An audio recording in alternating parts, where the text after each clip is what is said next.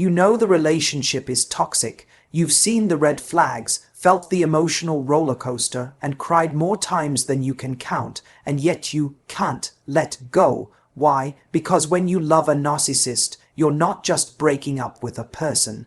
You're breaking up with the illusion they created. See, narcissists are master illusionists. They mirror your desires, they study your insecurities, and then they become exactly who you need until you're hooked. In the beginning, it feels magical. They flood you with affection, with attention, with promises. They make you feel chosen, as if you've finally found someone who sees you, but then things shift, subtly at first. A little gaslight here, a little guilt trip there. Suddenly, you're questioning your memory, you're apologizing for things you didn't do. You're working overtime to earn back their love, the same love that was freely given at the start. And this is why moving on feels impossible, because the pain wasn't constant. It was intermittent, and our brains, they crave the highs we felt at the start. We hold on, hoping the version of them we met in the beginning will return. But here's the hard truth. That version was never real. It was a performance, a role they played to win your trust, your heart, your loyalty. And that's what hurts the most. You're not just grieving a person. You're grieving a fantasy. So how do you move on? First, you grieve the illusion. You allow yourself to feel the pain, the betrayal, the confusion. You stop looking for closure from someone who benefited from your confusion. You take your power back, not in anger, but in clarity. You stop chasing their validation. You start giving that validation to yourself. Because here's the truth. You never needed their love to be worthy. You never needed their approval to be enough. And the longer you stay tethered to someone who made you doubt your own reality, the longer you postpone the healing you deserve. Let go of the hope they'll change. Let go of the dream that they'll suddenly get it. And instead choose you. Choose peace over chaos. Choose clarity over confusion. Choose a love that doesn't make you suffer to feel seen. Because moving on isn't impossible. It just feels impossible when you've forgotten your worth. But the moment you remember who you were before they broke you down is the moment you begin to rise, and this time you rise for you. One of the most painful things about walking away from a narcissist is realizing that you're not just ending a relationship. You're mourning something that never actually existed, and that's confusing. Because it felt real, the way they looked at you, the things they said, the intensity, the passion, the moments that felt almost cinematic. But that's the trap. They gave you just enough truth to make the illusion believable. They didn't show up as their real self. They showed up as the version of a partner they knew you were dreaming of. They studied you. They figured out what made you light up, what you craved, what you feared, and they used that knowledge to become exactly what you needed. Temporarily, so when the relationship ends or when you're the one finally forced to walk away, it doesn't feel like a normal breakup. It feels like part of your heart is still stuck in the beginning, the part where they swept you off your feet. The part where they said all the right things and looked at you like you were the most important person in the world. And because that version of them did exist at some point, even if it was short-lived, it's incredibly easy to question yourself. Maybe they'll go back to being that person. Maybe it was me who changed.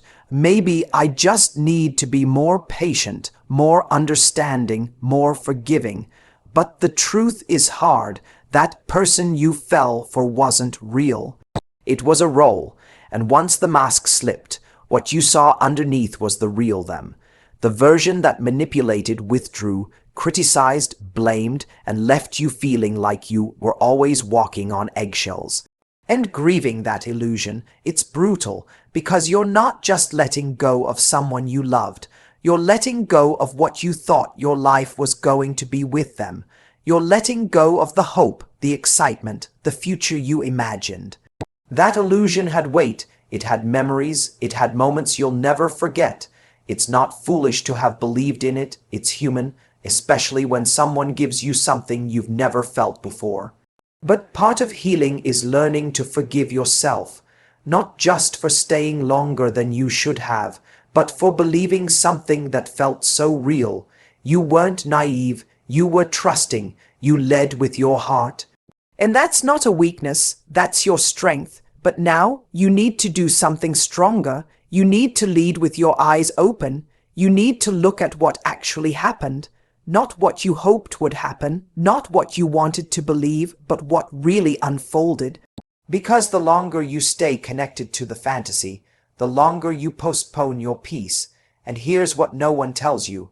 When you let go of the illusion, the grief often gets worse before it gets better. Because it's like pulling yourself out of a dream. There's a disorientation, a sadness, even a panic. You look around and realize the person you thought was your safe place was actually the source of your pain. That hits differently, that changes you, but here's the good news. You're not going crazy. You're waking up, and yes, waking up hurts, but it also frees you. You can stop waiting for their apology. You can stop replaying old memories hoping to find the moment where everything went wrong. You can stop looking for answers in someone who benefited from keeping you confused. You don't need to figure them out anymore. You only need to figure out why you deserve more. So when you feel the ache of missing them, remind yourself you're not missing them. You're missing the version of them they created to win you. You're missing the part of yourself that felt seen. But you can reclaim that part. You can start giving that love to yourself. The safety, the affection, the consistency you always hoped they'd give you. You don't heal by getting them back. You heal by getting you back. And once you've let go of the illusion, that's exactly what starts to happen. There's a certain kind of love that doesn't feel like love at all, but you don't realize it until you're deep in it. At first, it feels intoxicating, intense, passionate, almost otherworldly. You're pulled in by how seen, wanted, and chosen you feel. You start to believe this is it. Finally, you've found the person who gets you. But then something changes. You don't notice it right away because it's not obvious. It's subtle. A pause before a reply, a cold shoulder after you speak your mind, an offhand comment that leaves you second, guessing yourself. Slowly, you find yourself adjusting to keep the peace. You watch your words. You shrink your needs. You give a little more and then a little more, hoping it will bring things back to how they were at the beginning. But that beginning, that was never going to last. It wasn't sustainable because it wasn't real. It was a performance designed to hook you. Narcissists don't love in a consistent or selfless way. They love in a strategic way. They use affection as a tool, as a weapon, as a bargaining chip. Their love isn't something you receive. It's something you have to earn. And once they know you're emotionally invested, the rules change. Suddenly, that warmth you once felt, it's conditional. It only shows up when you're pleasing them, agreeing with them, worshipping them, and when you're not, when you question them, express a need, or show any form of independence. The love disappears, the validation vanishes, you're punished through silence, withdrawal, blame, or emotional chaos. This is how manipulation works. You become so desperate to feel close to them again, you start compromising with yourself. You stop bringing up what bothers you. You suppress your feelings to avoid a fight. You find yourself apologizing just to fix things, even when you know, deep down, you didn't do anything wrong. You start to believe that if you just try harder, do better, become more, things will go back to how they were. You chase that high. You chase that version of them who made you feel like you were the center of the universe. And they know that. They count on it. This kind of love teaches you to abandon yourself. It conditions you to trade your peace for connection. But real love doesn't ask you to lose yourself in order to be loved. Real love doesn't disappear the moment you stop being perfect. It doesn't use guilt, fear, or emotional distance to control you. When someone uses love to manipulate, they're not loving you, they're using you. And the most twisted part, you don't even notice how toxic it's become until you're in pain more often than you're happy. But even then, the thought of leaving feels impossible because you've been conditioned to believe their approval is proof of your worth. They create the wound, and then make you believe only they can soothe it. That's the cycle, and it's exhausting. You never feel safe. You never feel enough. You're constantly chasing a feeling that's always just out of reach. And yet, you stay, not because you're weak, but because you're human, because we're wired to chase connection, because we want to believe that love can be repaired, that the person who once made us feel special still exists underneath the pain. But here's what you need to know. Love that demands your silence, your submission, your self-sacrifice isn't love. It's control. You shouldn't have to fight to be respected. You shouldn't have to shrink to be accepted. You shouldn't have to beg for consistency. Healthy love doesn't leave you questioning your reality. It doesn't punish you for being human. It holds space for your voice. It creates safety, not fear, and it's not earned by pleasing someone who keeps moving the goalposts. It's given freely, not dangled like a prize. So if you're caught in this cycle, know this: it's not your job to keep proving you're worthy of love. It's your job to recognize when someone is using the idea of love to keep you under their control. And the moment you see it for what it is the moment you start setting yourself free. It doesn't start with a scream, it starts with a whisper, one that lives in your mind. Was it really that bad? Maybe I'm being too sensitive. Maybe I misunderstood. That's how it begins. You were confident once, clear, you trusted your gut. You knew what you felt, what you saw, what you heard. But when you're with someone who constantly rewrites your reality, that clarity starts to erode. Slowly, subtly, and dangerously. It happens when you bring something up and they look at you like you're crazy. When they say, "I never said that." When you know they did. When they do something hurtful and you express how it made you feel. And suddenly you're the problem.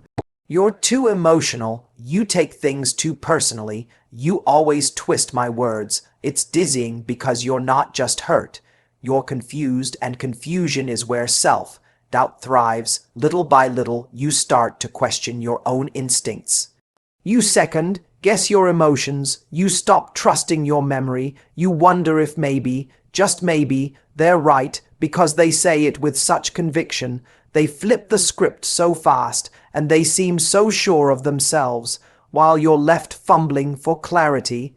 This is no accident. This is manipulation. This is gaslighting. And the more it happens, the more you start to silence yourself. Not because you agree, but because it's just easier, less exhausting, less likely to lead to an argument, a guilt trip, or cold silence. You become quieter, smaller. You filter your truth through a lens of fear. But here's what you need to understand. When someone constantly invalidates your feelings, they are not protecting the relationship. They are protecting their power in it.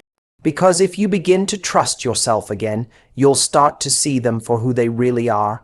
And if that happens, the illusion breaks. They lose control. So they keep you uncertain. They chip away at your confidence. They weaponize your empathy, because the more uncertain you are, the easier you are to control. It's a form of emotional sabotage, a slow war against your self-trust. And often you don't realize how much damage it's done until someone else treats you with kindness and your first reaction is suspicion, or until you're out of the relationship and you find yourself apologizing for things you didn't even do out of habit. This isn't just about the arguments you had. It's about the internal war you now live with, the voice in your head that doesn't know when to speak up anymore, the part of you that wonders if your reality is even real.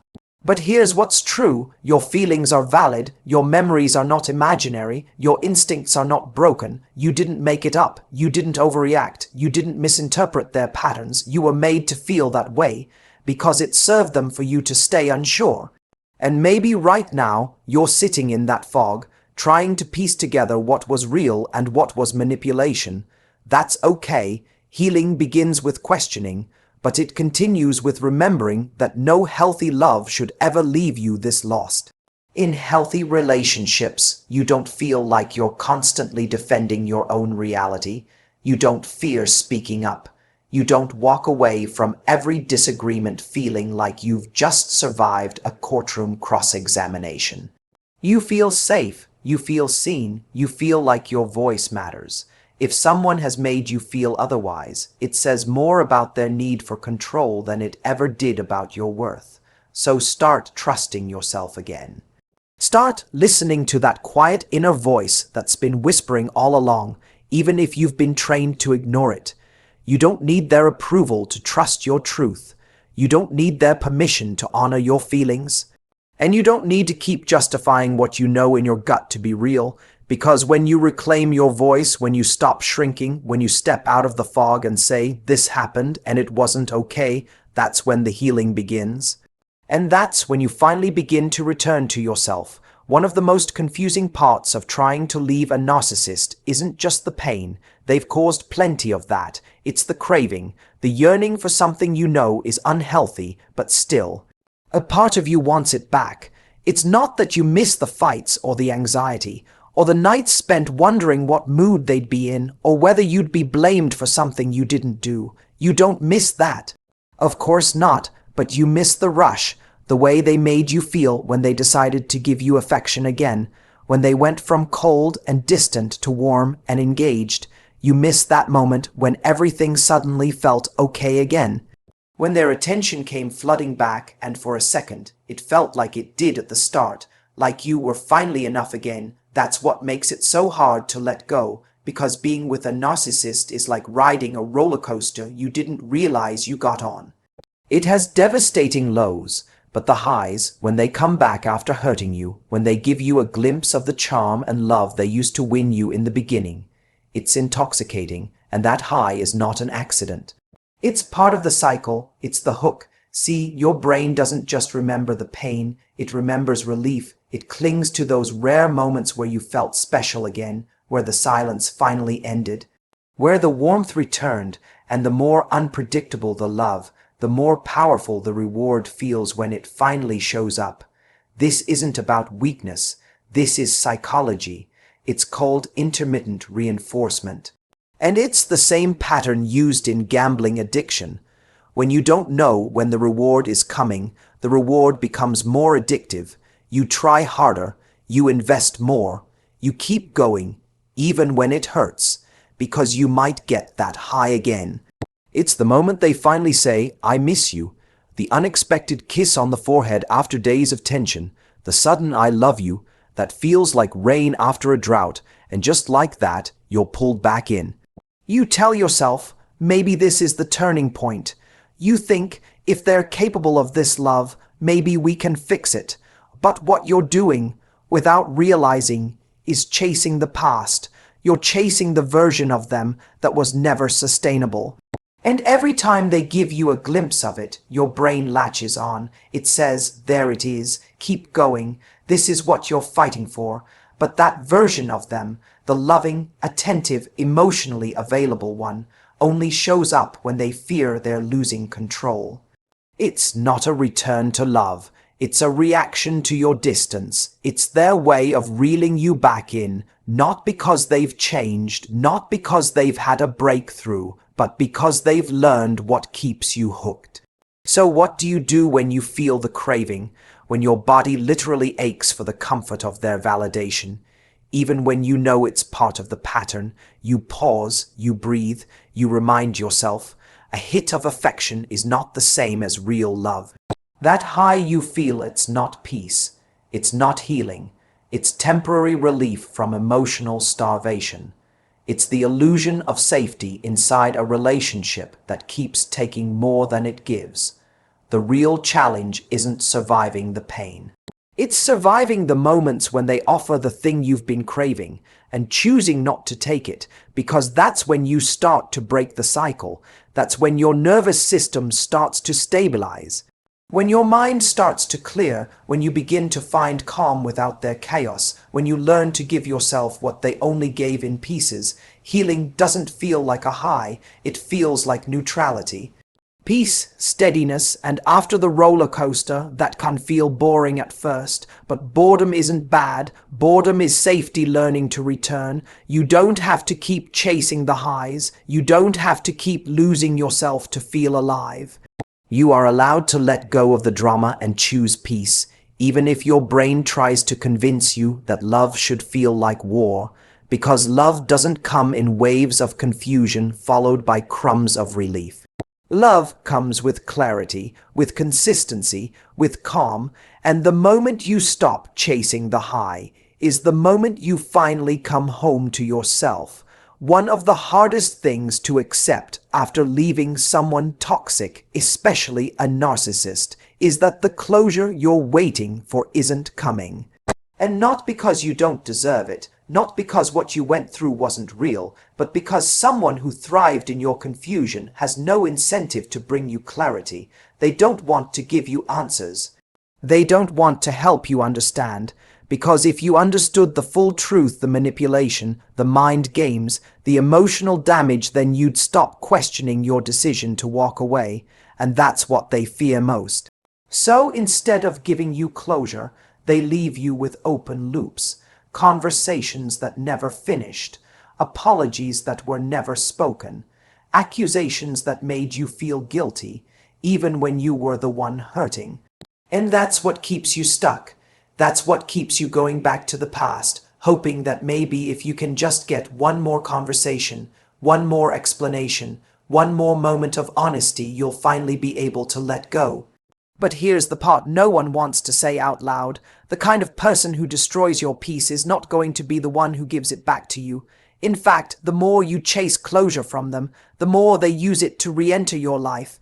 Not to take responsibility, not to bring healing, but to reopen the wound just enough to remind you they still have access, because closure to them is just another game, another opportunity to rewrite history, to deny what happened, to flip the blame, to make you question what you lived through again. And you'll leave that conversation not with closure, but with more confusion, more guilt, more self-doubt, more wondering if you were the problem all along. That's not closure, that's re-traumatization. Closure is not a moment they give you. It's a moment you give yourself. It's the moment you stop needing them to validate your pain. It's when you say, even if I never get the apology I deserve, I still get to move forward. It's when you realize that their silence is an answer, that their inability to take accountability is a statement, that the way they treated you at the end when they knew they were losing you tells you everything you need to know. And look, of course you want understanding. Of course you want honesty.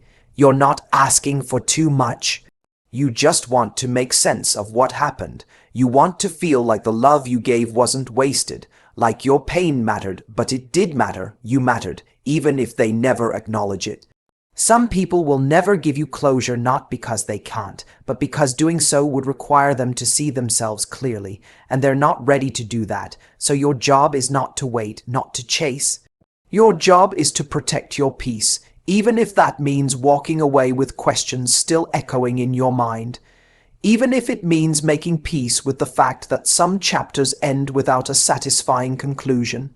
Because closure isn't found in their words, it's found in your decision to stop looking backward, your decision to stop making excuses for their behavior, your decision to trust what you felt, even when they tried to convince you otherwise. You don't need their explanation to heal. You need your own validation, your own truth, the truth that you were hurt, that you tried, that you showed up with love, and that you were met with manipulation. And that's enough. You don't need them to say it. You already know. You lived it. And now you get to leave the door open not for them to walk back in, but for peace, for clarity, for the version of you that's no longer waiting to be chosen by someone who was never ready to love you. Because the closure you're looking for, it was never in their hands. It's been within you the whole time. There's a moment, often quiet, often terrifying, when you realize no one is coming to save you. Not the person who broke you, not the apology you keep waiting for, not the perfect explanation that finally makes it all make sense. Just you, and as heartbreaking as that moment is, it's also the beginning of your freedom. Because healing doesn't begin the day they say, I'm sorry. It begins the day you stop needing them to. It begins the day you choose yourself, not because they finally pushed you too far, but because you finally remembered who you are without them. See, a narcissistic relationship doesn't just hurt you. It disconnects you from yourself, your needs, your voice, your intuition. You learn to compromise more than you ever should. You learn to survive, to adapt, to walk on eggshells, just to keep the peace. And in the process, you lose touch with the version of you that didn't question her own worth every day. That's the version you have to come home to, because choosing yourself after someone like that, it's not just about walking away, it's about rebuilding. It's about reconnecting with the parts of you that were silenced. It's about showing yourself the safety, the consistency, the care that they never gave you. And let's be honest, it's not glamorous. It's not a big dramatic decision you make once. It's 100 small choices every single day.